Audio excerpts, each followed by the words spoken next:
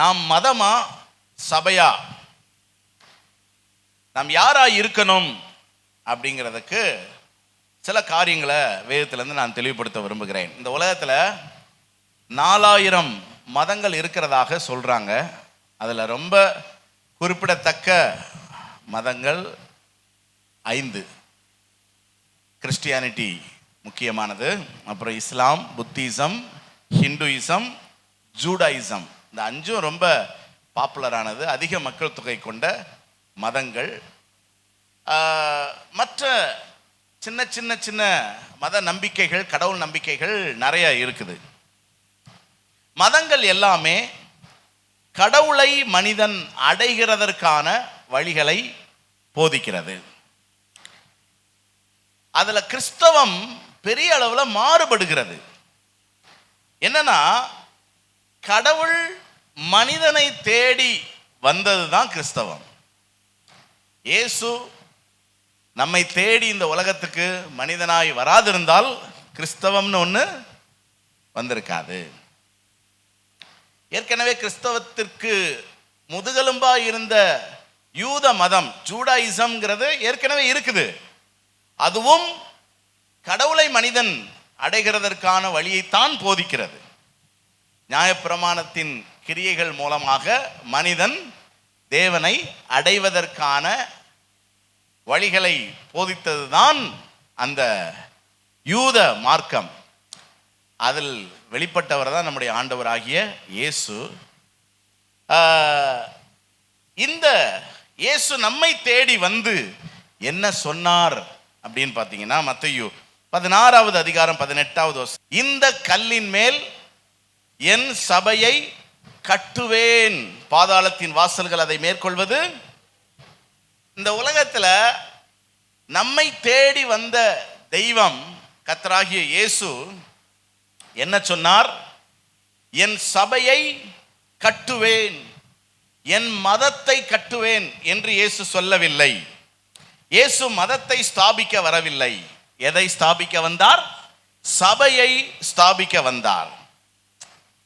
அப்ப கிறிஸ்தவ மத அடையாளம் உள்ள சபை கிடையாதா? அல்லது சபை கிறிஸ்தவ மத அடையாளம் கிடையாதா?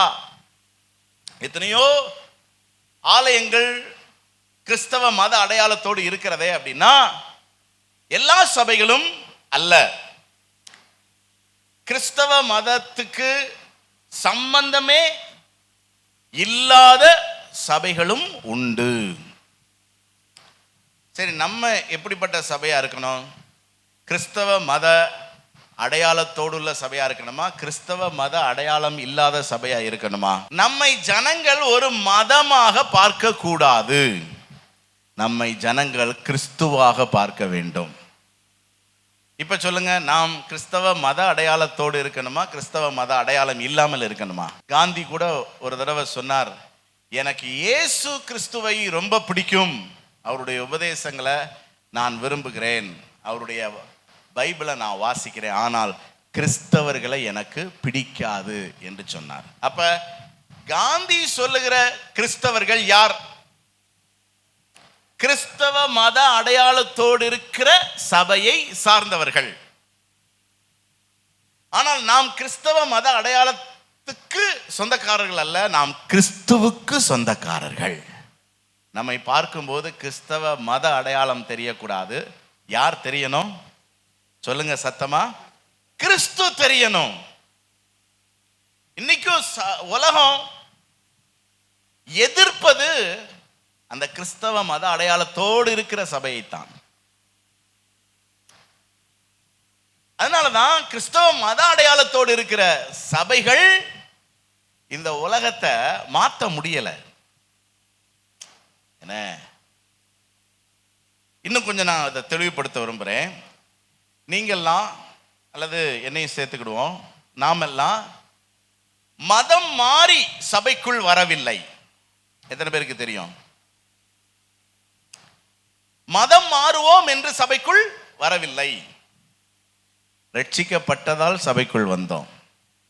அப்போஸ்தலர் 2:47 வேதம் சொல்லுகிறது, ரட்சிக்கப்படுகிறவர்களை கர்த்தர் மதம் மாறுகிறவர்களை கர்த்தர் சபைக்குள் சேர்த்தார் என்று வேதம் சொல்லவில்லை. புரியுதா உங்களுக்கு? அதே நேரம் பலவித நன்மைகளுக்காக கிறிஸ்தவர்களாய் மதம் மாறினவர்களும் உண்டு. கிறிஸ்தவ நிறுவனங்கள்ல வேலை கிடைக்கும் அப்படின்னு மதம் மாறினவங்க உண்டு. கிறிஸ்தவ குடும்பங்கள்ல திருமணம் செய்யணும்னு மதம் மாறினவர்கள் உண்டு. யாரோ சிலரை சந்தோஷப்படுத்துகிறதற்காக மதம் மாறினவர்கள் உண்டு. அல்லது ஏற்கனவே இருந்த தங்களுடைய மதத்தில் இருக்கிற சில விஷயங்கள் பிடிக்காததுனால மதம் மாறினவர்கள் உண்டு. அல்லது ஏற்கனவே அவர்கள் இருந்த மதத்தில் இருந்த சிலர் மேல் உள்ள மோதல் காரணமாக மதம் மாறினவர்கள் உண்டு. சிலரை பழி வாங்குவதற்காக மதம் மாறினவர்கள் உண்டு. அரசியல் காரணத்துக்காக மதம் மாறினவர்கள் உண்டு. ஆனா நம்முடைய சபையை பொறுத்தவரையில எந்த ஆதாயத்திற்காகவும் இந்த சபைக்குள்ள யாரும் வருவதற்கு வாய்ப்பில்லை. ஏன்னா நீங்க வந்தாலும் ஒரு ஆதாயமும் கிடைக்க போறது கிடையாது. என்ன, நீங்க வந்தா கொடுப்பேன்னு சொல்றதுக்கு எங்கிட்ட ஒண்ணும் இல்லை. புரியுதா? அல்லது நீங்க வந்தா இதெல்லாம் கிடைக்கும்னு சொல்லியும் யாரையும் இந்த சபைக்குள்ள நாங்க சேர்க்கவும் கிடையாது. சோ அதனால ரட்சிக்கப்படுகிறவர்கள் இந்த சபையிலே சேர்க்கப்படுகிறார்கள். இயேசு தன்னிடத்துல அற்புதங்களுக்காக திரளாய் பின்பற்றி வந்த அந்த கூட்டத்தை வைத்து அவர் சபையை எழுப்பினாரா? அல்லது அந்த கூட்டத்தை வச்சு ஒரு மதத்தை ஸ்தாபிச்சாரா? அந்த கூட்டத்தை வச்சு ஒரு கட்சி தொடங்கினாரா? இல்லை. அவர் ஒரு ட்ரஸ்ட் கூட ஃபார்ம் பண்ணல. அவர் இருந்த கூட்டத்துக்கு ஒரு பேர் கூட அவர் என்ன செஞ்சதில்லை, வச்சதில்லை. போதா குறைக்கு கூட இருந்த அத்தனை பேரை விரட்டி விட்டார். கடைசியா மிஞ்சி இருந்தது எத்தனை பேர் தான்? வெறும் 120 பேர் தான். என்ன, அந்த அவருக்கு நெருக்கமா இருந்த அந்த 120 பேரை வச்சு தான் இயேசு சபையை தொடங்கினார். அப்போஸ்தலர் 1வது அதிகாரத்தில் அதுக்கு தலைமை தாங்கினது யாரு? பேதுரு. ஏன்னா இந்த பேதுருட்ட தான் அப்போஸ்தலர் 16:18 நம்ம ஏற்கனவே வாசித்தோம்ல, சொல்றாரு, நீ பேதுருவா இருக்கிறாய், இந்த கல்லின் மேல் என் சபையை கட்டுவேன் என்று சொல்லி அந்த பேதுருவை தான் ஆண்டவர் அந்த முதல் அப்போஸ்தலனாக தெரிந்து கொண்டார். ஆகவே இயேசு கிறிஸ்து பரத்துக்கு ஏறின பின்பு ஆண்டவர் சொன்னா, நீங்க இருங்க, பரிசுத்தாவியை நான் அனுப்புவேன்னு. அதற்காக கூடின முதல் கூட்டத்தில் எத்தனை பேர் இருந்தாங்க? 120 பேர் இருந்தாங்க. யார் தலைமை தாங்கினது? அதை குறித்து நீங்க அப்போஸ்தலர் 1வது அதிகாரம் 13 - 15 வரைக்கும் வாசித்து பார்த்தீங்கன்னா இருக்குது. சரி, இந்த 120 பேர் எப்படிப்பட்டவர்கள் தெரியுமா? ஏற்கனவே சொன்ன திரளான ஜனங்கள் இயேசுவை பின்பற்றி வந்தாங்க. அவங்கெல்லாம் எப்படிப்பட்டவங்க? அற்புதங்களுக்காகவும் அப்பத்திற்காகவும் ஆசீர்வாதத்திற்காகவும் இயேசுவை பின்பற்றி வந்தவர்கள். ஆனால் இந்த 120 பேர் யார் தெரியுமா? லூக்கா 22:28 லூக்கா 22:28 இயேசு சொல்றாரு, எனக்கு நேரிட்ட சோதனைகளில் என்னோடு கூட நிலைத்திருந்தவர்கள் நீங்களே. எனக்கு நேரிட்ட சோதனை, போராட்டம், பிரச்சனை, எனக்கு எதிரான காரியங்கள், இது எல்லாத்துலேயும் என்னை விட்டு போகாம, என்ன மறுதளிக்காம, என்னைய 30 வெள்ளிக்காசுக்கு வித்துறாம என் கூடவே அடி வாங்கிக்கிட்டு, நிந்தைய வாங்கிக்கிட்டு, பழி சுமந்துட்டு எனக்கு கூடவே இருந்தவங்க நீங்க தான். எத்தனை பேரை பார்த்து சொன்னார் ஆண்டவர்? 120 பேரை பார்த்து சொன்னார். அதனால இந்த 120 பேர் இயேசுவின் சாதனையில் கூட்டப்பட்டவர்கள் அல்ல, இயேசுவின் சோதனையில் அவரோடு கூட நின்றவர்கள். புரியுதா உங்களுக்கு அந்த வித்தியாசம்? இவர்களைத்தான் இயேசு சபையாக்கினார். சபை என்பதற்கு கிரேக்க வார்த்தை எக்லீசியா. எக்லீசியா என்றால் பிரித்தெடுக்கப்பட்ட கூட்டம். பிரித்தெடுக்கப்பட்ட கூட்டம்னா என்ன அர்த்தம் தெரியுமா? பரீட்சையில பாஸ் பண்ண கூட்டம், என்ன, சோதனையில ஜெயிச்ச கூட்டம், இன்டர்வியூல பாஸ் ஆன கூட்டம், மற்றதெல்லாம் கழிஞ்சிருச்சுன்னு அர்த்தம். பிரித்தெடுக்கப்பட்ட கூட்டம். இன்றைக்கும் பக்கத்தில் பார்த்து சொல்லுங்க, நம்ம சபையை பற்றி சொல்ல போறார் பாஸ்டர்னு கூப்பிடுங்க. சொல்லுங்க வேமா, தூங்கினு அரை தூக்கத்தில் இருக்காங்க, எல்லாரும் எழுப்புங்க, அடிச்சு எழுப்புங்க. நம்ம பாஸ்டர் நம்ம சபையை பற்றி சொல்றாருன்னு சொல்லுங்க. நம்ம சபையை பற்றி சொல்றாரு. கவனிங்க, இன்றைக்கும் சபை சாதனையில் கூடுகிற கூட்டம் அல்ல. நல்லா புரிந்து கொள்ளுங்க. அப்படியும் சில கூட்டங்கள் இருக்கிறது. என்ன? ஆமா, சோதனையில் பிரித்தெடுக்கப்படுகிற கூட்டம். புரியுதா? இன்னைக்கு நம்ம சபைக்கு ஏராளமான பேர் வரலாம். ஆனா வருடங்கள் கடந்து நிலைத்திருக்கிற ஒரு சிறு கூட்டம் இருக்கு பாத்தீங்களா, அதுதான் சபை. நீங்களும் பல வருஷம் ஆயிருச்சு பாஸ்டர், தாக்கு பிடிச்சு நிக்கிறேன்னு சொல்றவங்க மட்டும் ஒரு அல்லேலூயா சொல்லுங்க பார்க்கலாம். நீங்க தான் சபை. உங்களுக்கு ஆண்டவர் ஆஃபரும் கொடுக்கிறார். என்ன ஆஃபர் தெரியுமா? நீங்களும் போய்விட மனதா இருக்கிறீர்களோ? ஆனா அந்த 120 பேர் இருக்காங்க இல்ல, அடிச்சு துரத்தினாலும் போக மாட்டாங்க. ஆமா. சோ இந்த சபையில நிலைத்திருக்கிற கூட்டம் யாரு? இந்த பாஸ்டர் என்ன அருன்னு அறுத்தாலும் இந்த சபையை விட்டு என்ன செய்ய மாட்டோம், போக மாட்டோம். இந்த பாஸ்டர் என்ன திட்டினாலும் என்ன செய்ய மாட்டோம், போக மாட்டோம். ஏன்னா இது பாஸ்டருடைய சாதனையில வந்த கூட்டம் அல்ல, கர்த்தர் வைத்த சோதனையில ஜெயிச்ச கூட்டம். ஒரு அல்லேலூயா சொல்லுங்க பார்க்கலாம், சத்தமா சொல்லுங்க பார்க்கலாம். புரியுதா உங்களுக்கு? சபைனா நீங்க நல்லா தெளிவா புரிந்து கொள்ளுங்க. இது மதம் அல்ல. இது என்னது சொல்லுங்க? சபை. சபை. ஆகவே நல்லா விளங்கிக்கோங்க, இன்றைக்கும் மத அடையாளத்தோடு இருக்கிற சபைகள் இருக்கிறது. புரியுதா? ஆனா மத அடையாளத்துக்கும் நமக்கும் சம்பந்தம் கிடையாது. நாம் யார்? Church. Church is not a religion. There are religious based churches.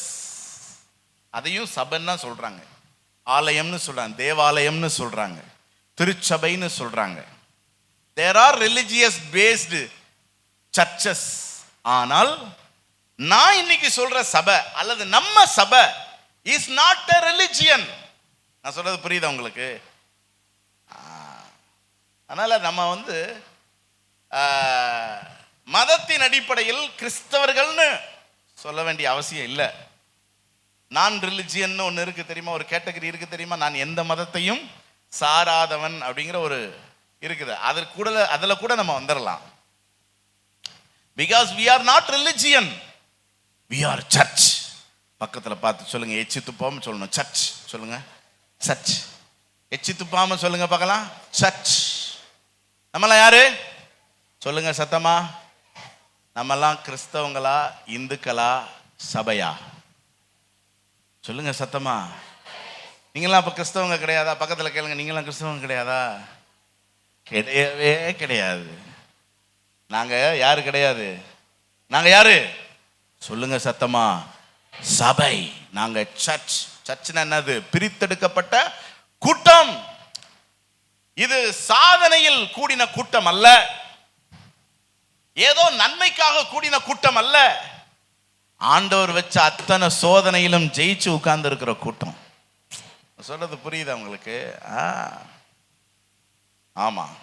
கவனிங்க, நம்ம சபையா இருந்தா தான் ஆசீர்வாதம். நான் உங்களுக்கு சில விஷயங்களை சொல்றேன். நம் மதமா இருந்தால் இந்த ஆசீர்வாதம் கிடையாது. ஒண்ணு, கிறிஸ்து சபைக்கு தலையா இருக்கிறார். எபேசியர் 5:23 நீங்க வாசித்து பார்த்தீங்கன்னா, கிறிஸ்து யாருக்கு தலையா இருக்கிறாரு? சபைக்கு. கிறிஸ்து கிறிஸ்தவ மதத்துக்கு தலை கிடையாது. உலகம் தெரியாம அப்படி சொல்லிக்கிட்டு இருக்கிறாங்க. என்ன, இயேசு கிறிஸ்து தான் கிறிஸ்தவ மதத்துக்கு தலைவர்னு கிடையவே கிடையாது. வேதம் தெளிவா சொல்லுது, கிறிஸ்து எதற்கு தலையா இருக்கிறார்? சபைக்கு. அப்ப நாம் மதமா இருந்தால் நமக்கு தலையே கிடையாது. தலை இல்லாததை என்ன சொல்லுவாங்க? இது எனக்கு புரியல, நல்ல வார்த்தையா கெட்ட வார்த்தையான்னு தெரியல. ஆனா அதுக்கு ஏதாவது ஒரு வார்த்தை இருக்கணும்ல. அதுக்கு என்ன வார்த்தை? இந்த கெட்ட வார்த்தையெல்லாம் யார் டிக்ஷனரி போட்டு எழுதுறான்னு தெரியல. என்னம்மா சொல்லுவாங்க?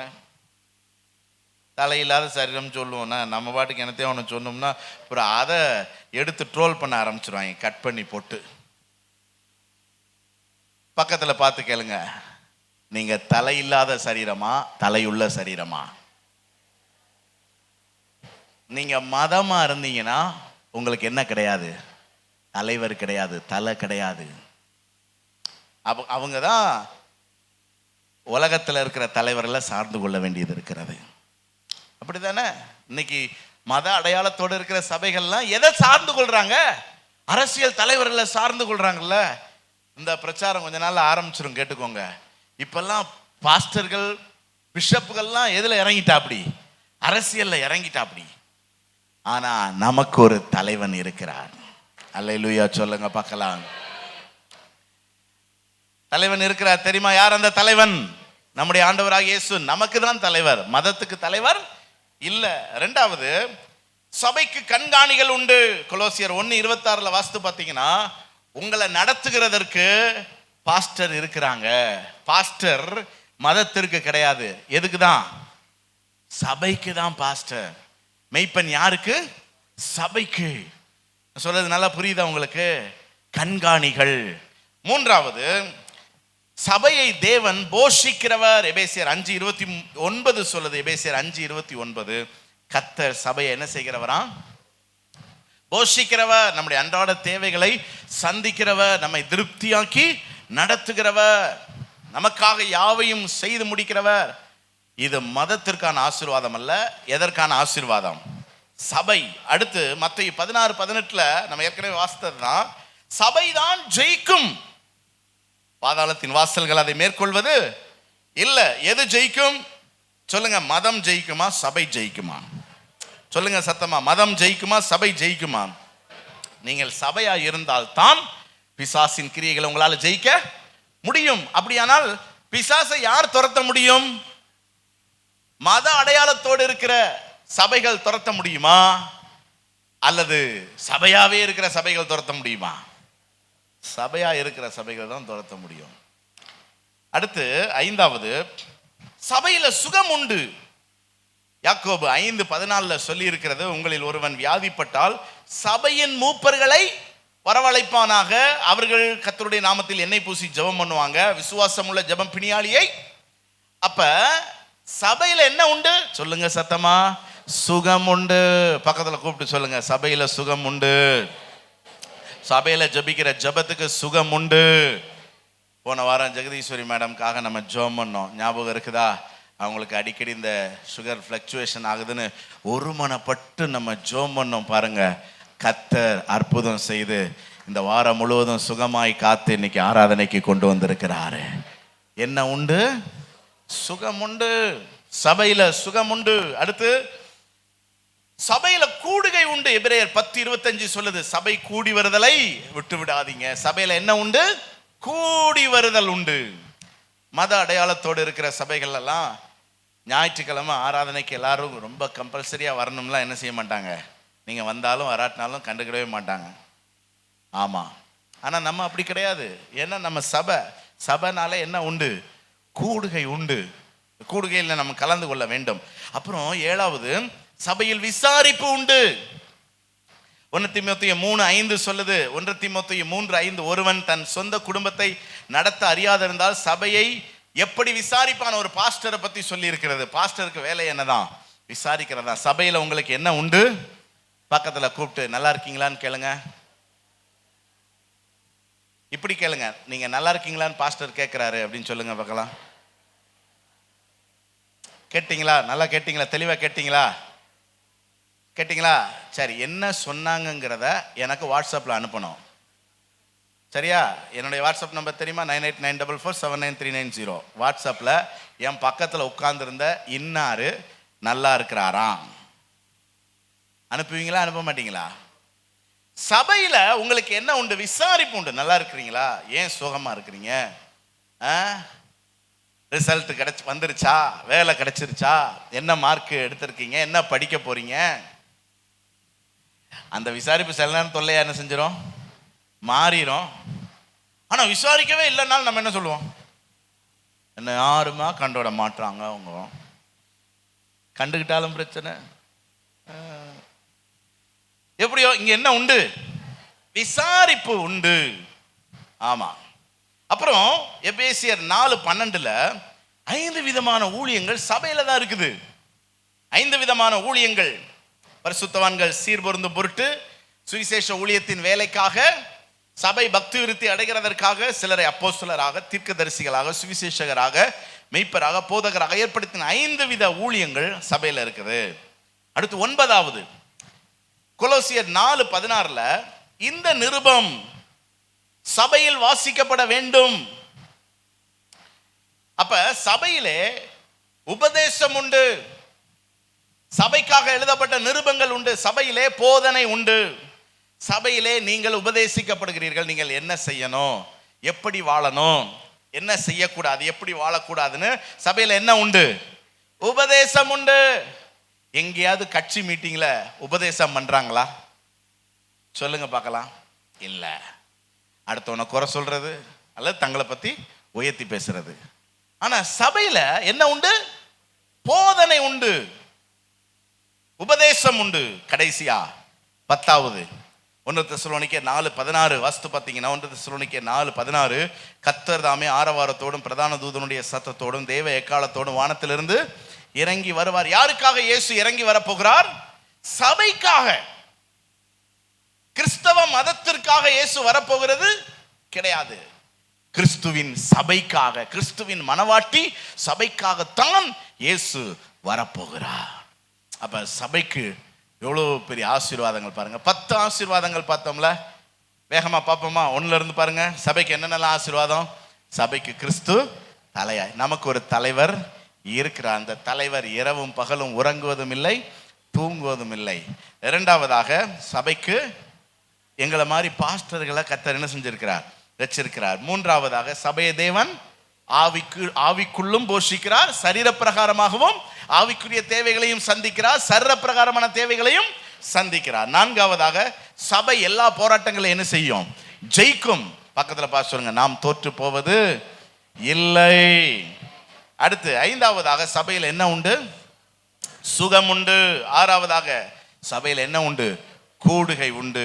7வது சபையில விசாரிப்பு உண்டு. 8வது சபையில 5 விதமான ஊழியங்கள். 9வது சபையில உபதேசங்கள் உண்டு, நிருபங்கள் உண்டு, போதனைகள் உண்டு. கடைசியா 10வது சபைக்காக இயேசு என்ன செய்ய போகிறார்? வரப்போகிறார். ஆகவே நாம் கிறிஸ்தவ மதமா இருக்கணுமா, கிறிஸ்துவின் சபையா இருக்கணுமா? சொல்லுங்க சத்தமா. கவனிங்க கவனிங்க. நாம் மதவாதிகளாக மாறிவிடுவதற்கான வாய்ப்புகள் இருக்கிறது. நம்ம அப்படி இருந்துடக்கூடாது, அப்படி ஆயிடக்கூடாதுன்ட்டு தான் போன வாரமும் இந்த வாரமும் ஆவியானவர் நம்மோடு இடைப்படுகிறார். நாம் ஒரு மத அடையாளத்துக்கான ஒரு கிறிஸ்தவர்களாக மாறிவிட கூடாது. நான் சொல்றது புரியுதா? அது ரொம்ப ஆபத்து. அப்படி போயிட்டோம்னா உலகத்துல நம்மளுக்கு ஒரு அங்கீகாரம் இருக்கும், இவங்க கிறிஸ்தவங்கன்னு. கர்த்தர்ட்ட அங்கீகாரம் இருக்காது. உன்னை யாருன்னு எனக்கு தெரியாதுன்றுவாரு. நான் சொல்றது புரியுதா? ரொம்ப ஆபத்துங்க. பெரிய எச்சரிக்கைய கர்த்தர் போகுது. ஏன்னா இன்னைக்கு சபைகள் எல்லாமே என்ன ஆயிட்டு போகுது? கிறிஸ்தவ மத அடையாளமா மாறிக்கிட்டு போகுது. கிறிஸ்தவர்களும் கிறிஸ்தவ மத அடையாளமா மாறிக்கிட்டு போறாங்க. இவங்களுக்கெல்லாம் மாம்சத்தின்படி ஒரு வைராக்கியம் இருக்கும். நாங்கள் கிறிஸ்தவர்கள், நாங்கள் எங்களுக்கென்று உரிமை உண்டு, நாங்கள் இந்த இந்திய தேசத்திலே பாரம்பரியமாய் வாழ்கிறோம், அப்படின்னா மாம்சத்துல வைராக்கியம் பாராட்டுவாங்க. ஆண்டவர் உன்னை யாருன்னு எனக்கு தெரியாதுன்னு சொல்லிடுவார். பாருங்க, இந்த கிறிஸ்தவ மத அடையாளத்தோடு இருக்கிற சபைகளுடைய வளர்ச்சி எல்லாமே பயாலஜிக்கல் growth. கிறிஸ்தவ மத அடையாளத்தோடுள்ள சபைகள் எப்படி வளரும்?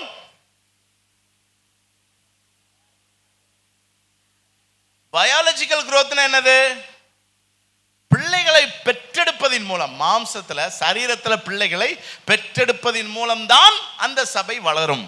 ஆனால் கிறிஸ்துவின் சபை இருக்குதுல, கிறிஸ்து தலையா இருக்கிற அந்த சபை இருக்குதுல, அதனுடைய வளர்ச்சி ஸ்பிரிச்சுவல் growth.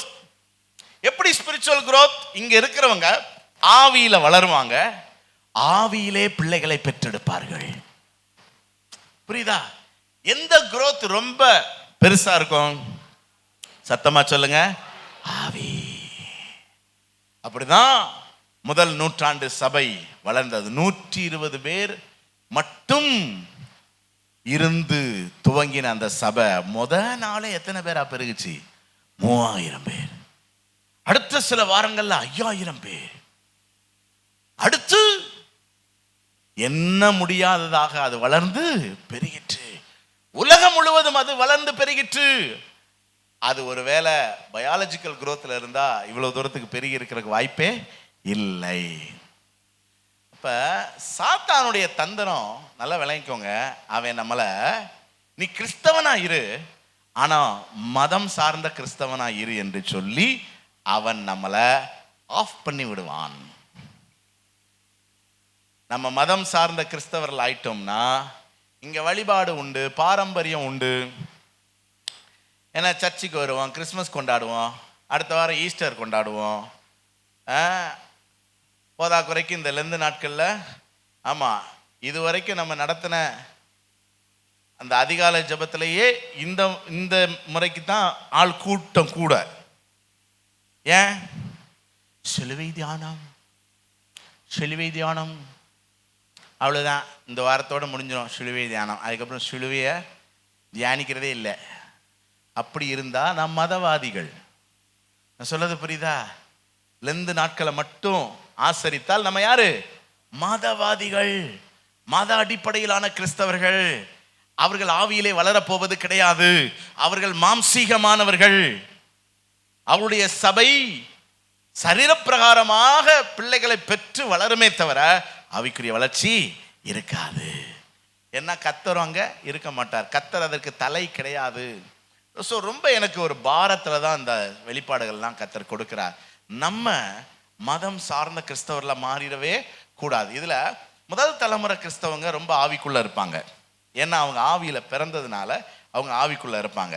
2ஆம் தலைமுறை கிறிஸ்தவங்க எல்லாருமே மாம்சத்தில் பிறந்தவங்க. ஏன்னா அந்த ஆவிக்குள்ளானவர்களுக்கு மாம்சத்தில் பிறந்தவர்கள். அவர்களிலே சிலர் தான் ஆவிக்குள் ஆகிறது உண்டு. அவர்கள் சிலர் தான் ஆவிக்குள் மறுபடியும் பிறக்கிறது உண்டு. பலர் மாம்ச வைராக்கியத்தின்படியே அவர்கள் அப்படியே கிறிஸ்தவர்களாக இருப்பாங்க. அப்புறம் 3வது தலைமுறை கிறிஸ்தவனுக்கு சொல்லவே வேண்டியதில்லை. ஆமாம், ரத்தம் முழுசும் என்னவாத்தான் இருக்கும்? கிறிஸ்தவ ரத்தமாக தான் இருக்கும். ஆனால் ஆவி முழுசும் பாவியாத்தான் என்ன செய்யும்? இருக்கும்.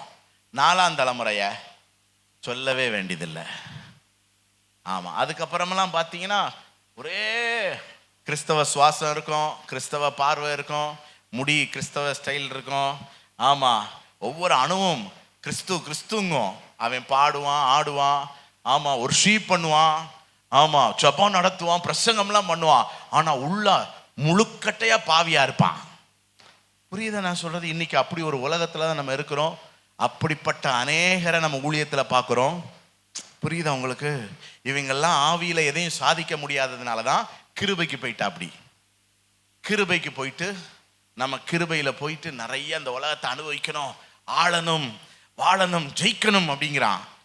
நீ ஒன்றும் என்ன செய்ய முடியாது, செய்ய முடியாது. ஏன்னா உனக்கு கிறிஸ்து தலையா இல்லை. நீ பிசாசை ஜெயிக்க மாட்ட. நீ ஏற்கனவே பிசாசின் கட்சியில் சேர்ந்ததுனால தான் பிசாசும் உன்னை என்ன செய்ய மாட்டேங்கிறான். உன் சபையில் ஒரு பிசாசு கூட ஆட மாட்டான். ஏன்னா ஆல்ரெடி உன் சபை யாருக்கு வித்தாச்சு? பிசாசுக்கு வித்தாச்சு. இயேசு நம்ம சபைக்கு தலையார். ஸோ இது எனக்கு ஒரு பெரிய ஒரு பாரம். அதனால இப்படி ஒரு வித்தியாசம் இருக்கு அப்படிங்கிறத நீங்க புரிஞ்சுக்கிட்டு நீங்க மனத்தெளி உள்ளவர்களா என்ன செய்யணும்? இருக்கணும். கேட்குற எல்லா செய்தியும் கேட்டு என்ன செஞ்சிடக்கூடாது. அப்படி ஒரு செய்தி இருக்கான்னு நீங்க ஏத்துக்கிட கூடாது. அது வேற சபைக்கு பேசுற செய்தி. நம்ம சபைக்கு செல்வின் பாஸ்டர் பேசுற செய்தி மட்டும்தான் ஒர்க் அவுட் ஆகும். புரியுதா உங்களுக்கு? ஏன்னா நம்ம வேற சபையை போல கிடையாது.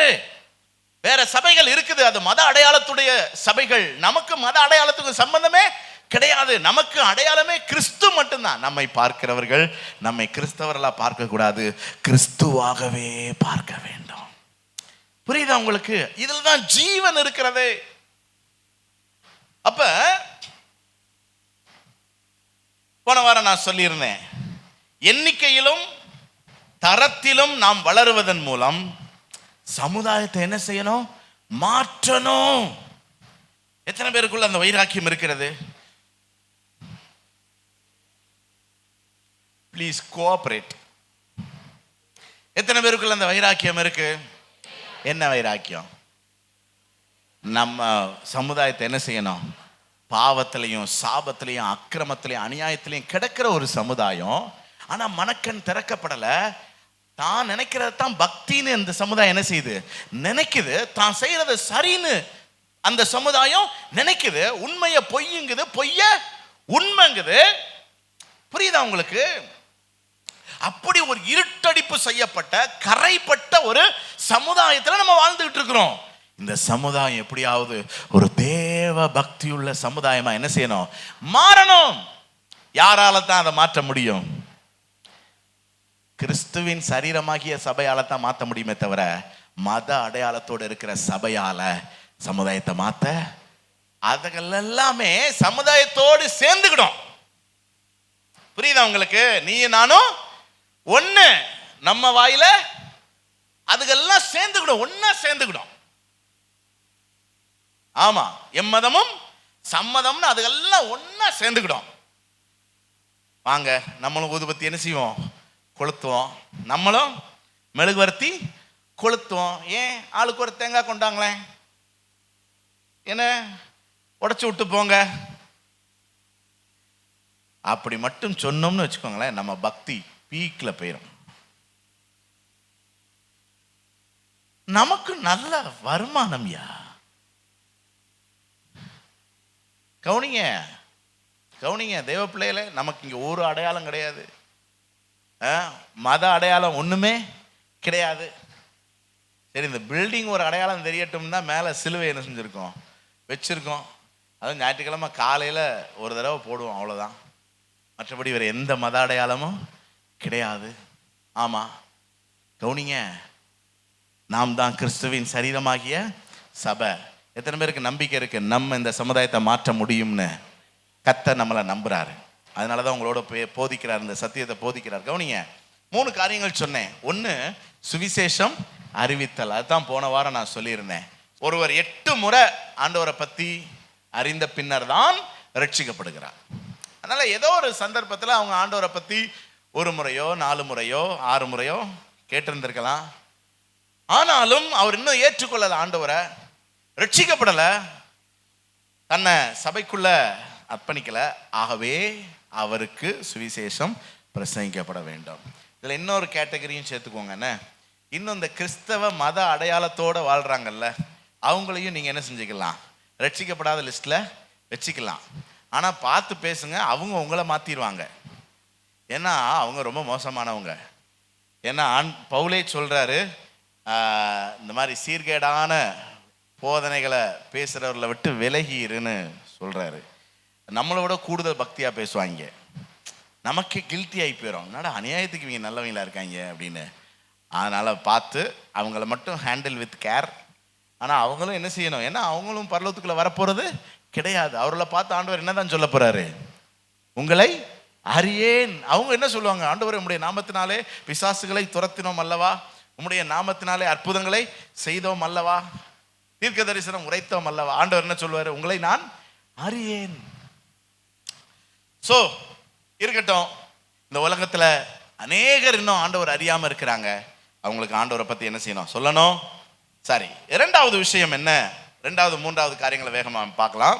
2வது விஷயம் என்னன்னா, போஷித்தல். இந்த கிறிஸ்துவின் சபையாகிய சரீரத்தில் முதல் செயல்பாடு என்னது? சுவிசேஷம் அறிவிக்கணும். 2வது செயல்பாடு என்னது? சொல்லுங்க சத்தமா. போஷித்தல். எபேசியர் 4வது அதிகாரம் 11-12 வசனங்களை வாசித்து பார்த்தீங்கன்னா, நாம் அனைவரும் தேவனுடைய குமாரனை பற்றி விசுவாசத்திலும் அறிவிலும் ஒருமைப்பட்டவர்களாகி கிறிஸ்துவின் நிறைவான வளர்ச்சியின் அளவுக்கு தக்கதாக பூரண புருஷராகும் வரைக்கும் நாம் வளர வேண்டும். சரியா?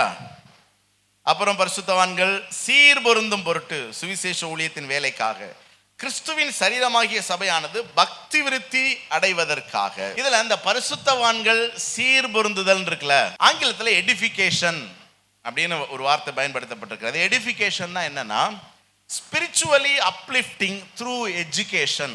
ஆவிக்குரிய நிலையில ஒருவரை உயர்த்துவது எதன் மூலமா? சொல்லிக் கொடுப்பதின் மூலமா, த்ரூ எஜுகேஷன். அதுதான் சீர்பொருந்த பண்ணுதல். இப்ப நம்ம சபையில எல்லாருமே சீர்பொருந்தி இருக்கிறாங்களா? இது ஒரு பழைய தமிழ் வார்த்தை, சீர்பொருந்துதல். அப்ப ரட்சிக்கப்பட்டு சபைக்குள்ள வந்துட்டா அடுத்து இவங்க என்ன ஆகணும்? சொல்லுங்க சத்தமா. ரட்சிக்கப்பட்டு சபைக்குள்ள வந்தவங்க என்ன ஆகணும்? சீர் பொருந்தணும். அந்த சீர் பொருந்துதல்ங்கிறது இருக்குல்ல, அதுக்கு என்ன அர்த்தம்னா ஆவிக்குரிய தரத்துல உயர்வது. அதனாலதான் நம்முடைய தரிசனம் என்ன? சொல்லுங்க பார்க்கலாம். எண்ணிக்கையிலும் தரத்திலும் நாம் வளருவதன் மூலமாக சமுதாயத்தை மாற்ற வேண்டும். சொல்லுங்க பார்க்கலாம். எண்ணிக்கையிலும் தரத்திலும் நாம் வளருவதன் மூலமாக சமுதாயத்தை என்ன செய்யணும்? மாற்றணும். நடுராத்திரி 1:30 மணிக்கு நான் ஃபோன் போட்டு உங்களை எழுப்பி இதை கேட்பேன், நம்ம சபையினுடைய தரிசனத்தை சொல்லுங்கள் என்று. புரியுதா? இதை நான் சொன்னதுனால நீங்கள் ஒருவேளை நான் 1:30 மணிக்கு ஃபோன் போட்டேன்னா எடுக்க மாட்டீங்க. அப்படின்னா நான் என்னன்னு புரிஞ்சுக்கிடுவேன்? உங்களுக்கு தரிசனம் தெரியலைங்கிறத நான் புரிஞ்சுக்கிடுவேன். அண்டர்ஸ்டாண்ட்? ஆமாம். சொல்லுங்க பார்க்கலாம். நம்முடைய தரிசனம் என்ன? எண்ணிக்கையிலும் தரத்திலும். அப்போ நாம் இப்போ எண்ணிக்கை உள்ளவர்களாக இருக்கிறோம். இதுவும் ஒரு பக்கம் வளரணும். இது சைக்கிளில் கடைசி ஒட்டிக்கிட்டோம். இப்போ இருக்கிற அந்த சினாரியோ என்ன அப்படின்னா, நாம் தரத்தில் என்ன செய்யணும்? வளரணும், உயரணும். அதுதான் ஸ்பிரிச்சுவல் அப்லிஃப்டிங். எல்லாரும் இங்கிலீஷ் சொல்லுங்க பார்க்கலாம். Spiritual uplifting. தரத்தில், ஆவிக்குரிய தரத்தில் நம்ம எல்லாரும் என்ன செய்யணும்? எப்படி உயர முடியும்? த்ரூ எஜுகேஷன், போதித்தல் மூலமாக. அதனாலதான் இந்த 2வது பாயிண்ட்டுக்கு போதித்தல் அல்லது போஷித்தல். போஷித்தல்னா என்னது? ஆவிக்குரிய உணவை ஊற்றுறது. அதுதான் கற்றுக் கொடுத்தல், போதித்தல். ஸோ போதித்தல்னாலும் ஒண்ணுதான், போஷித்தல்னாலும் ஒண்ணுதான். அப்ப நம்முடைய சபையில என்ன நடந்துகிட்டே இருக்கணும்? போதித்தல் நடந்துகிட்டே இருக்கணும். ஓரளவுக்கு இந்த பிளாட்ஃபார்ம்ல நின்று நான் செய்ய வேண்டிய ஊழியத்தை நிறைவாய் செய்கிறேன். எந்த ஒரு போதனை நேரமா இருந்தாலும் நான் அதற்காக பிரயாசப்பட்டு ஆயத்தப்பட்டு உங்களுக்கு நான் போதிக்கிறேன். ஆண்டவருடைய கிருபையினால இந்த போதனைகள் உங்களுக்கு பிரயோஜனமா இருக்குது. நீங்க ஆண்டவருக்குள்ள ஸ்திரமா இருக்கிறீங்க. ஓரளவுக்கு நம்முடைய சபையினுடைய ஸ்திரத்தன்மைக்கு நான் செய்கிற இந்த போதனை ஊழியம் ஒரு காரணமா இருக்கிறது. நான் அதற்கு கர்த்தருக்கு நான் நன்றி செலுத்துகிறேன். ஆனால் இது போதாது. எப்படி சுவிசேஷ ஊழியம் நாம் எல்லாரும் செய்யணுமோ அதே மாதிரி போதிக்கிற ஊழியத்தை யாரெல்லாம் செய்யணும்? எல்லாரும் செய்யணும். நீங்க செய்யணும். அதுக்கு தான் சபையில இந்த மென்டர்ஸ் ப்ரோக்ராம் வச்சிருக்கிறோம், கேர்சல்கள் வச்சிருக்கிறோம். என்னன்னா ஒருத்தருக்கு ஒருத்தர் என்ன செய்யணும்? போதிக்கணும். ஒருத்தருக்கு ஒருத்தர் ஆவியில தூக்கி விடணும். எல்லாரும் எல்லாத்துலயும் உயர்ந்தவர்கள் அல்ல. சில காரியங்கள் அவர்கள் பலவீனமா இருப்பாங்க. அவங்கள என்ன செய்யணும்? உற்சாகப்படுத்தி வாங்க ஜெபம் பண்ணுவோம். பைபிள் வாசித்தீங்களா? ஆண்டவர் உங்களோட பேசினாரா? என்ன வாக்குத்தத்தம் கர்த்தர் கொடுத்தாரு? இந்த காரியத்துக்காக நீங்க ஆண்டவர்ட்ட இருந்து வசனத்தை பெற்றீங்களா? உங்களுக்கு கஷ்டமா இருந்துச்சுன்னா வாங்க நம்ம 2 பேரும் சேர்ந்து ஜெபம் பண்ணுவோம், ஆண்டவர்ட்ட இருந்து வார்த்தையை பெறுவோம். சர்ச்சுக்கு போனீங்களா? இன்னைக்கு ஆண்டவர் என்ன பேசினாரு? இந்த வார்த்தைக்கு உங்களுக்கு அர்த்தம் புரிஞ்சுதா? என்ன காரியத்துக்காக நீங்க ஆண்டவர்ட்ட உங்களை ஒப்பு கொடுத்து ஜெபம் பண்ணீங்க இன்னைக்கு செய்தியில? இதெல்லாம் நீங்க டிஸ்கஸ் பண்ணி ஒருத்தருக்கு ஒருத்தர் என்ன செய்யணும்? போதிக்கணும். புரியுதா? ஆமா ஆமா. உங்க வீட்டில் இந்த பிரச்சனை ஏன் தெரியுமா? அதுக்காக நீங்க ஜெபம் பண்ணீங்களா? வேதத்தில் அந்த வசனம் என்ன சொல்லுது தெரியுமா உங்களுக்கு? இந்த வசனத்தின்படி நீங்க வாழ்றீங்களா? இந்த பிரச்சனைக்கு உங்களுடைய அணுகுமுறை என்ன? இந்த பிரச்சனையை எப்படி நீங்க ஃபேஸ் பண்றீங்க? வசனத்தின்படி ஃபேஸ் பண்றீங்களா? வசனத்திலிருந்து ஒரு தீர்வு கண்டீங்களா? நீங்க இந்த மாதிரி நாம் ஒருத்தரோடு ஒருத்தர் பேசி பேசி பேசி ஒருத்தர் ஆவியில என்ன செய்யணும்? வளர்க்கணும், சீர்பொருந்த பண்ணணும். தரத்துல அவங்கள என்ன செய்யணும்? தரமற்றவர்களா ஒருத்தர் இருக்கிறாங்கன்னா அது தேராது, அது வராது, அது அப்படித்தான், அப்படி சொல்லக்கூடாது. புரியுதா? அவங்க ஆவியில உற்சாகம் இல்லாம இருக்காங்களா? நீங்க அவங்க உற்சாகம் அடைகிறதுக்கு என்ன செய்யணும்? உதவி செய்யணும். அவங்கள்ட்ட உட்கார்ந்து பேசணும். ஏன்க்கா ஒரு மாதிரி டல்லா இருக்கீங்க? ஏன் உங்களுக்கு கூட்டத்துக்கு வர்றதுக்கு இஷ்டம் இல்லை? ஏன் நீங்க ஜெபத்துல ரொம்ப ஆர்வம் இல்லாம இருக்கிறீங்க? வாங்க ஜெபம் பண்ணுவோம். ஜெபம் பண்றதுனால என்ன நன்மை தெரியுமா உங்களுக்கு? பாஸ்டர் என்ன சொன்னார் தெரியுமா? அந்த புத்தகத்துல என்ன எழுதியிருக்கு தெரியுமா? வசனம் என்ன சொல்லுது தெரியுமா? அப்படின்னு என்ன செய்யணும்? பேசணும். நமக்கு இந்த மைக் கிடைச்சா மட்டும்தான் பேசுவோம். மற்ற நேரம் அம்புட்டு வெட்டி கதை சட்டி கதை. என்ன நேரம் அங்க ஓனி எங்க ஓனி ஓட்ட வாய். கொஞ்சம் வசனங்களை பேசுவோம், ஒருத்தருக்கு ஒருத்தர் சத்தியங்களை பேசுவோம். எப்படி? அதாவது சபைக்கு வெளியே இருக்கிற ஜனங்கள்கிட்ட நம்ம பேசுறதெல்லாம் சுவிசேஷ வார்த்தை. சபைக்கு உள்ள இருக்கிற ஜனங்களோட பேச வேண்டியதெல்லாம் சொல்லுங்க சபையின் போதனைகள், போஷித்தல், ஆவிக்குரிய தரத்துல ஒருத்தரை உருவாக்க முயற்சி செய்தல். இன்னிலிருந்து ஒருத்தர் சந்திக்கும் போது நீங்க கேள்வி கேளுங்க. பக்கத்துல பார்த்து கேளுங்க, கேள்வி கேளுங்க. நல்லா சொல்லுங்க, கேள்வி கேளுங்க, கேளுங்க, கேளுங்க. ஏதாவது கேள்வி கேளுங்க பார்க்கலாம். ரட்சிக்கப்பட்டிருக்கீங்களா? போன வாரம் பைபிள் எத்தனை அதிகாரம் வாசித்தீங்க? கேளுங்க கேளுங்க. ஞான ஸ்நானம் எடுத்துட்டீங்களா? ஏன் இந்த திருவிருந்தப்ப ஏஞ்சி குடுகுடுன்னு ஓடுறீங்க?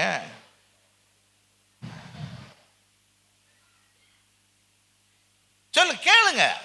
புரியுதா உங்களுக்கு? கேட்கணும். ஏன் ரொம்ப வாடலா இருக்கிறீங்க? ரொம்ப ரொம்ப சோகமா ஏன் இருக்கிறீங்க? என்ன பிரச்சனை? இதுக்கெல்லாம் வசனத்திலிருந்து என்ன செய்யணும்? ஒருத்தரோடு ஒருத்தர் பேசி ஒரு தரம் உள்ளவர்களாக ஒவ்வொருவரையும் மாற்றணும். இது ஏதோ நான் இங்க பண்ற செய்தியில நடக்கிற விஷயம் கிடையாதுங்க. ஒருத்தருக்கு ஒருத்தர் கவனிங்க. சரீரம் இருக்குல்ல, நம்முடைய சபை ஒரு சரீரத்துக்கு அடையாளமானது. சரியா?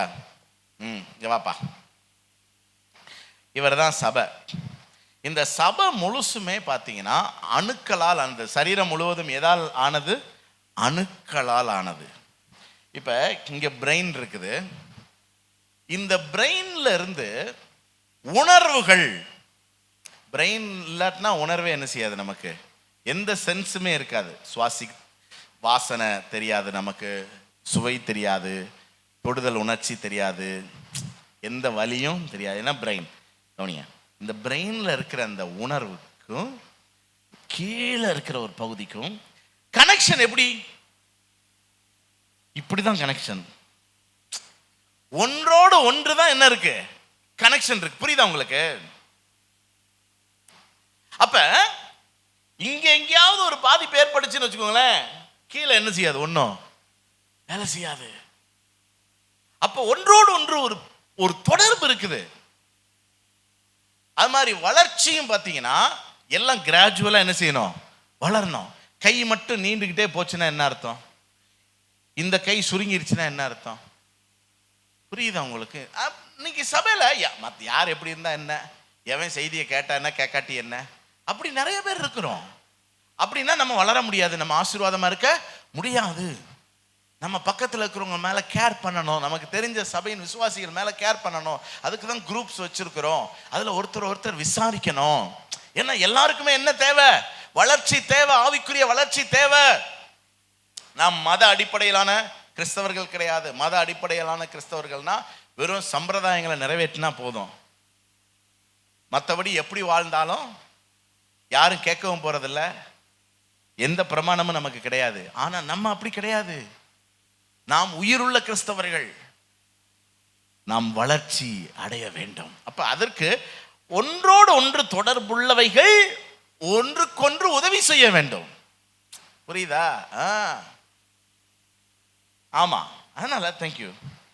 நீங்க உங்களை பக்கத்தில் இருக்கிறவங்க மேலே கரிசனையாக என்ன செய்யணும், இனிமேல் விசாரிக்கும் போது நல்ல ஆவிக்குரிய அவங்கள டிசைன் பண்ணி அதை விசாரித்து அதுக்கு நீங்கள் சில ஆலோசனைகளை என்ன செய்யுங்க, கொடுங்க, பேசுங்க. எப்படி சுவிசேஷம் அறிவிக்கிறதுல ஒரு விசுவாசத்தோடு நீங்கள் செயல்படுறீங்களோ அதே மாதிரி இந்த விஷயத்துலையும் நீங்கள் ஒரு முனைப்போட என்ன செய்யணும், செயல்பட வேண்டும். கடைசியா சீஷர் ஆக்குதல் அல்லது தலைவர் ஆக்குதல். எபேசியர் 4:16 என்ன போட்டிருக்கு, அவராலே சரீரம் முழுவதும் அதற்கு உதவியாய் இருக்கிற கணுக்களினால் இசைவாய் கூட்டி இணைக்கப்பட்டு ஒவ்வொரு அவயவமும் தன் தன் அளவுக்கு தக்கதாக கிரியை செய்கிறபடியே அன்பினாலே தனக்கு பக்தி விருத்தி உண்டாக்குகிறதற்கு உதவாக சரீர வளர்ச்சியை உண்டாக்குகிறது. கவனிங்க, இங்க கணுக்கள் அப்படின்னு ஒரு வார்த்தை இருக்குதா? கணு அப்படின்னா என்னது? பல 100 முறை நான் சொல்லியிருக்கிறேன், ஜாயிண்ட். ஜாயிண்ட். அப்ப இந்த சரீரத்துல எதுவுமே தனி ஆள் கிடையாது, தனி அவயவம்னு கிடையாது. எல்லாமே சரீரத்தோடு என்ன செய்திருக்கிறது, இணைந்து இருக்கிறது. அதுல இந்த ஜாயிண்ட் இருக்குல்ல, இது பல்வேறு அவயவங்களை இணைத்து இருக்கிறது. இப்ப இந்த ஹிப் ஜாயிண்ட்னு வச்சுக்கோங்களேன், இந்த இடுப்பு இணைப்பு இருக்குதுல்ல, அதுல என்னென்னலாம் இணைஞ்சிருக்கு சொல்லுங்க பார்க்கலாம். 2 காலு, அப்புறம் கீழே இருக்கிற 10 விரல், குதிங்கால், அப்புறம் மூட்டு, தொடை பகுதி. புரியுதா? இது எல்லாமே தனித்தனி ஸ்பேரு, எல்லாம் சேர்ந்து தான் எங்க இணைஞ்சிருக்குது. அப்படி சபையிலும் தேவன் தலைவர்களை எழுப்புகிறார். அப்படி ஒரு தலைவனாய் எழும்பி நாம் ஒரு சிறு கூட்டத்தை என்ன செய்யணும், சபையோடு இணைத்து கொள்ள வேண்டும். அல்லது சபையிலே நாம் ஒரு சிறு கூட்டத்தை வழி நடத்த வேண்டும். அப்பதான் சபை வளரும். கணுக்கள் இருந்தா தான் சரீர வளர்ச்சி உண்டாகும் என்று வேதம் தெளிவாய் சொல்லுகிறது. பாருங்க, இப்ப நான் சொல்ற இந்த வசனம் எல்லாமே ஆண்டவர் சபைக்கு சொன்ன ஒரு கட்டளை. எந்த கட்டளை? மத்தேயு 28வது அதிகாரம் 19-20 வசனங்களை பாருங்க. மத்தேயு 28:19-20 இதுதான் சபைக்கு சொன்ன கட்டளை. சபைக்கு ஆண்டவர் நீங்க போய் ஒரு மத அடையாளம் உள்ள சபையை கட்டுங்கன்னு ஆண்டவர் சொல்லவே இல்லை, ஒரு மதத்தை ஸ்தாபிங்கன்னு ஆண்டவர் சொல்லவே இல்லை. ஆண்டவர் சொன்ன அந்த சபை கான்செப்ட் என்னன்னு பாருங்க பார்க்கலாம். நீங்கள் புறப்பட்டு போய் சகல ஜாதிகளையும் ஆக்கி பரிசுத்த ஆவியின் நாமத்தினால ஞானஸ்நானம் கொடுத்து உங்களுக்கு கட்டளையிட்ட யாவையும் கை கொள்ளும்படி உபதேசம் பண்ணுங்கள். இதுல 3 காரியம் இருக்குது. 1, புறப்பட்டு போங்க. எதுக்கு? 1/2 கிலோ கத்திரிக்காய் 4 முருங்கைக்காய் வாங்கிட்டு வர்றதுக்கா? எதுக்கு புறப்பட்டு போங்க? இப்ப கொஞ்ச நேரத்தில் ஜோம் பண்ணி அனுப்பி விட்டுருவேன். புறப்பட்டு போறீங்க.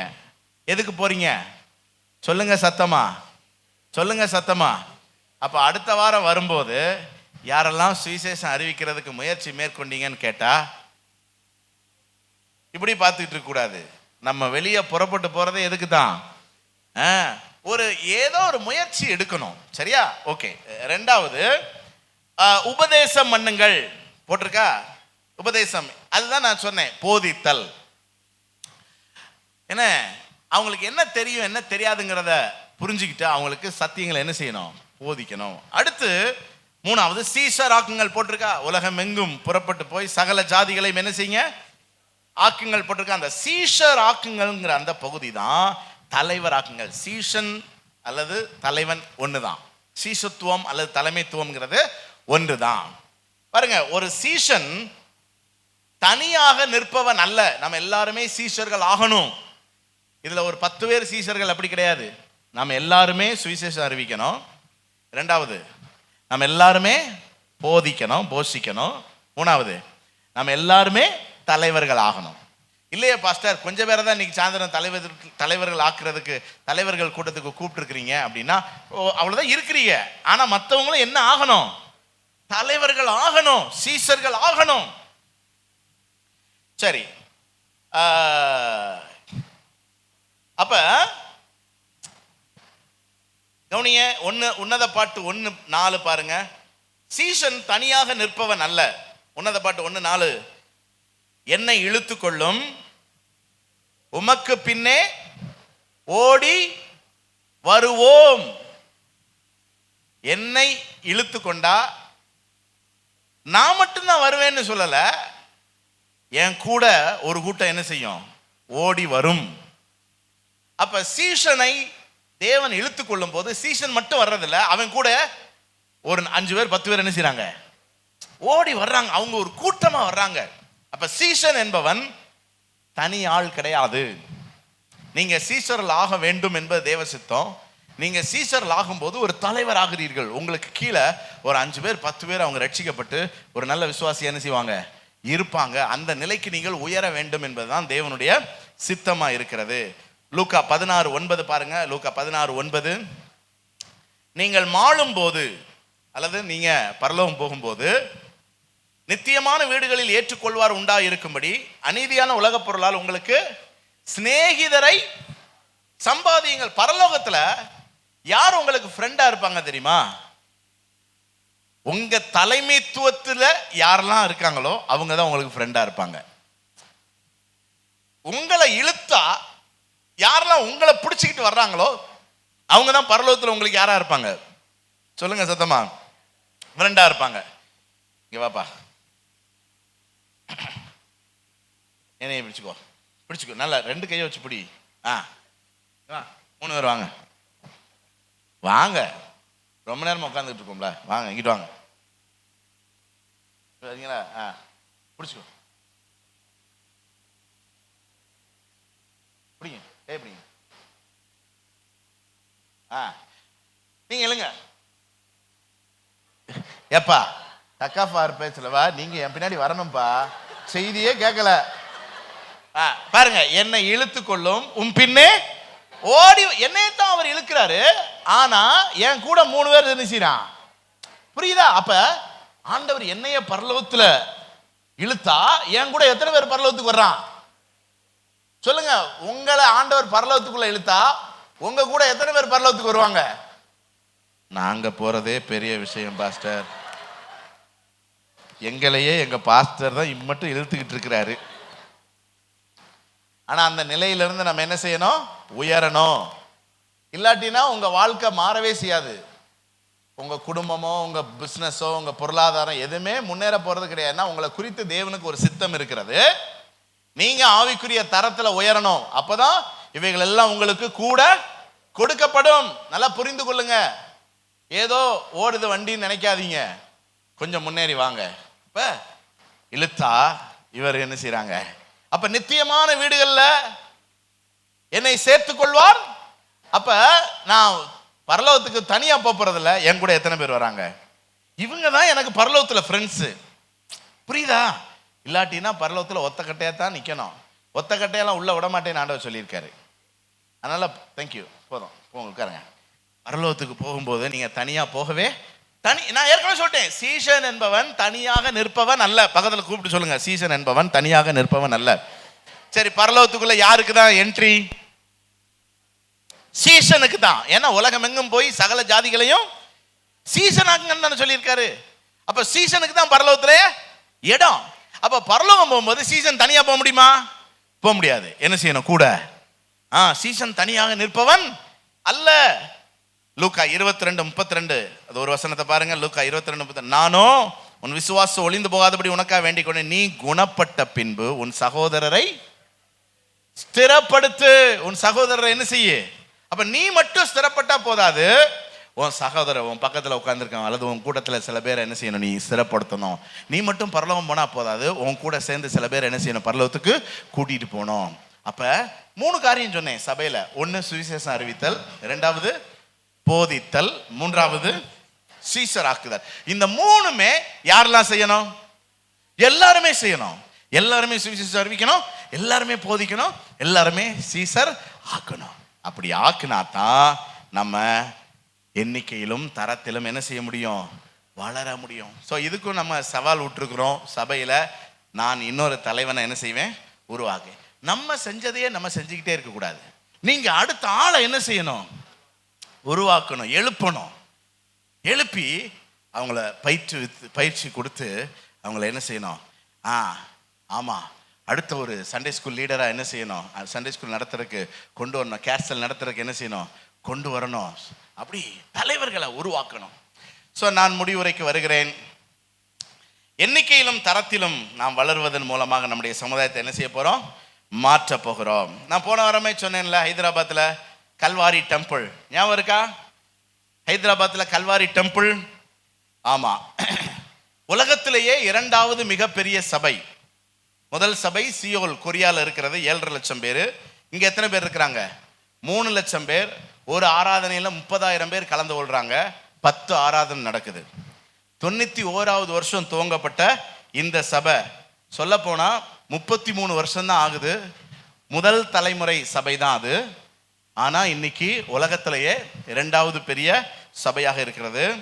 அதுலேயும் என்னன்னா, பெரிய அற்புத அடையாளங்கள் எல்லாம் காட்டுற கூட்டம் கிடையாது. நான் அதனால தான் சொன்னேன், சாதனையில் கூடின கூட்டம் கிடையாது. இன்னைக்கு அப்படியெல்லாம் வித்த காட்டினா நிறைய கூட்டம் என்ன செய்யும்? வரும். ஆனால் இது சாதனையில் கூடின கூட்டம் அல்ல, சத்தியத்திற்காக சேர்ந்த கூட்டம். அப்ப நமக்கு ஒரு சவால் இருக்கு. நாமும் சபையை என்ன செய்ய முடியும்? வளர்க்க முடியும். நம்ம சபை வளர்ந்தா என்ன ஆதாயம், என்ன பலன்? நிறைய பேருக்கு அதான் கேள்வி. ஏப்பா சபை வளர்ந்தா நமக்கு என்னையா? சபை வளர்ந்தா உங்க தெரு மாறிடும், உங்க புருஷன் மாறிடுவாரு, உங்க சொந்த பந்தங்கள் மாறிடும், அந்த ஊர் என்ன செஞ்சிடும்?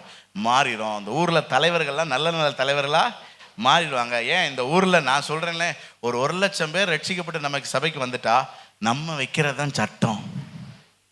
அப்ப நம்ம போட்டா ரோடு, நம்ம எப்படி போடுவோம்? ரோடு ஒழுங்கா என்ன செய்வோம்? போடுவோமா இல்லையா? அப்ப இந்த ஊரை மாத்துறதுக்காக தான் ஆண்டவர் சொல்லாரு, நீங்கள் வளர வேண்டும், சபை வளர வேண்டும். எத்தனை பேர் சத்தியத்துக்கு ஒப்பு கொடுக்குறீங்க?